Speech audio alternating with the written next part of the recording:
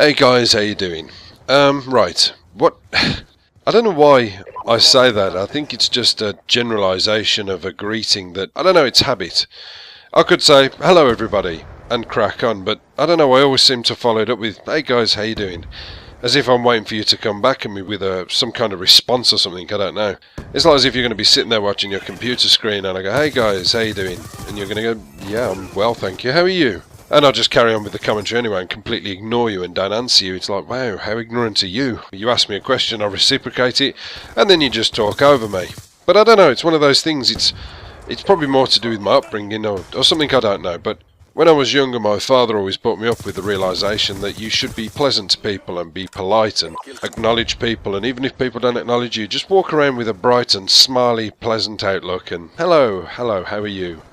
Unfortunately, people don't really answer you. They just look and go, I'm fine, thank you, how are you? And then you say, I'm fine, yes, thanks for asking. And you walk along with this fuzzy, warm feeling in your heart that you've said something nice and made someone feel special. But I guess it would be a lot worse if you was to say to somebody, hello, how you doing? Oh, not so well, actually, now you ask. I've unfortunately finished a 12-hour shift a couple of hours ago, and I walked through the front door and there was my wife in bed with another man, actually my best friend. So I'm quite upset about that, but it wouldn't have been so bad. But you know, we got a bit argumentative, and I removed my shirt and I put my fists up ready to teach him a lesson, and he beat the shit out of me as well. So it's a bit of a double whammy. I'm not feeling too clever about that, but you know, I thought I'd go for a walk and cool off and, you know, blow the cobwebs away, and as I stepped out into the road I got knocked over by an ice cream van, which wasn't very nice, and I lost my wallet, so I don't know where that's gone. But I did get my mobile phone out and I was going to call somebody and hopefully speak about my problems and issues, but it seems I've been cut off because I haven't paid my bill. And as a direct result of all this,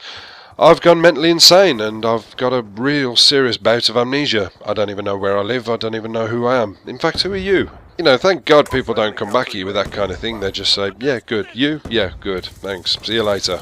But it's a kind of force of habit with me. I mean, even when I finish work, I come home, I open the front door and there's my cat in the middle of the living room, and the first thing I say is, hello Oscar, how you doing? It's just habit. You know, I'm not expecting him to say anything back. He does meow. He'll give me a meow, and to me that's an acknowledgement. I've asked him a question, he's answered me back. I don't know what he said, he probably said, yeah, fine, cool, I'm hungry. Will my dinner be ready soon because my stomach's eating itself? I can't imagine the day I walk through the front door and say, hello Oscar, how you doing? And he says, not too well actually, it's been a difficult day.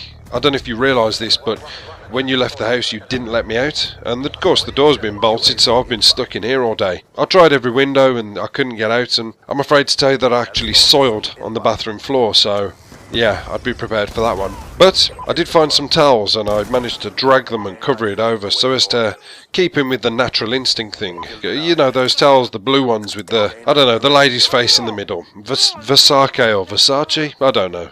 But anyway, yeah, they're upstairs, so sorry about that, just be careful where you step. It'd be terrifying. I think it would be fair to say that the shit on the bathroom floor would be the last thing on my mind. I'd be like, wow, it's finally happening, the cats have took over. I'd be casting my mind back to the last 8 years thinking, was I good to him? Was I good? I was good to him. I pushed him off my lap that time. Oh my goodness me, I tortured and tormented him with that piece of string. I wonder if he'll remember that. Please don't use that against me.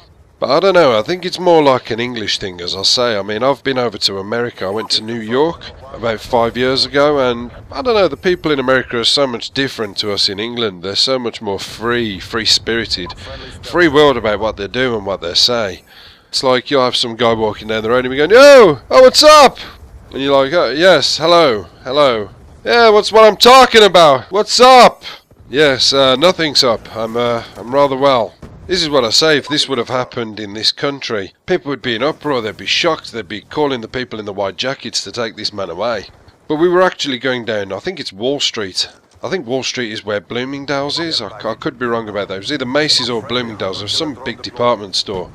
And I went in, I was looking at some clothes, and I decided I needed the bathroom. So I went into the department store bathroom, and there was all these guys standing at the urinals, you know, doing what they gotta do. And I stood against one and started relieving myself, and all of a sudden this guy ran in. And the way he was dressed is the way I assume that all business people from Wall Street dress. It was a suit and trainers, which is like the most bizarre combination I've ever seen, but this guy was well presented. He wasn't a vagrant off the street. He was a general, normal-looking 30-something guy. And he ran in the toilet, and at the top of his voice, he was like, "Oh man, I gotta take a piss.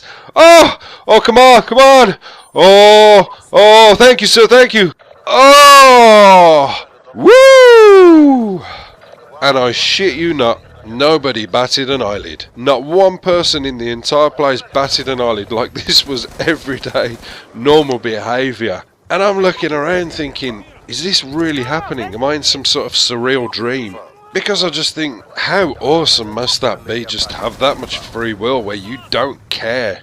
There's an old English expression that goes, "No sex please, we're British." And it basically means, like, you know, this little stuck-up English attitude of, "Oh, goodness me, look at the ankles on that young fine filly over there. Absolutely marvellous." Yes, marvellous, Reginald. I wonder what her breasts look like. Breasts? What are those? I've never seen those before. I've got about as far as ankles and I can't get any further. I mean, thank goodness things aren't that bad nowadays, but I suppose if you date it back to 17 bow and arrow, or whatever, I don't know, then things were. We had this very unliberal attitude towards sex and nudism. It was like, oh, goodness me, no sex please, sir, we're British. But, you know, how amazing would it be if you could walk down the street and people would say, "Hello, how are you doing?" "Me? Yes, I'm well. I had sex 5 minutes ago. I only managed to last 2 minutes, and that involved having a cigarette afterwards. But, you know, the good thing is the young lady in question told me it wasn't the best she'd ever had, but it wasn't the worst she'd ever had, so I'm feeling confident I can improve on my performance. Anyway, good day, sir."